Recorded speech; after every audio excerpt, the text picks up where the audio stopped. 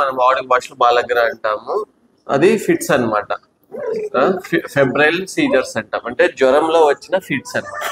అలా వచ్చినప్పుడు మన ఇంట్లో ఏం చేయాలి? పేరెంట్స్ గా మీరు వెంటనే హాస్పిటల్కి వెళ్ళలేరు.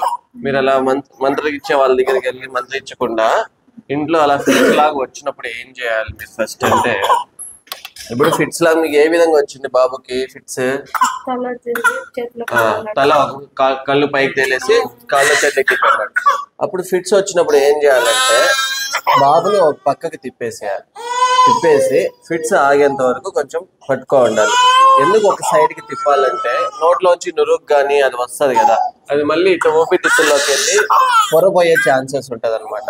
సో అందుకు సైడ్ కి తిప్పేసేయాలి. తర్వాత గోరువెచ్చని నీళ్ళల్లో బట్ట పిండేసి అంతా తుడిచేయాలి, పైనుంచి కింద దాకా తుడుస్తా రావాలి. అప్పుడు జ్వరం కొంచెం కంట్రోల్ అవుతుంది. సరేనా? జ్వరం కంట్రోల్ అయిన తర్వాత దగ్గరలో ఉన్న డాక్టర్ని కన్సల్ట్ అయ్యి ట్రీట్మెంట్ తీసుకోవాలి. అంతే తప్ప ఇంకా వేరే నాటు మందులు, నాటు వైద్యాలు, మంత్రించాలు ఇవన్నీ చేయకూడదు. స్టీల్ కానీ కీస్ కానీ పెట్టడం, ఐరన్ డాట్ పెట్టడం ఇలాంటివన్నీ చేయకూడదు. దానివల్ల తగ్గదు. సరేనా?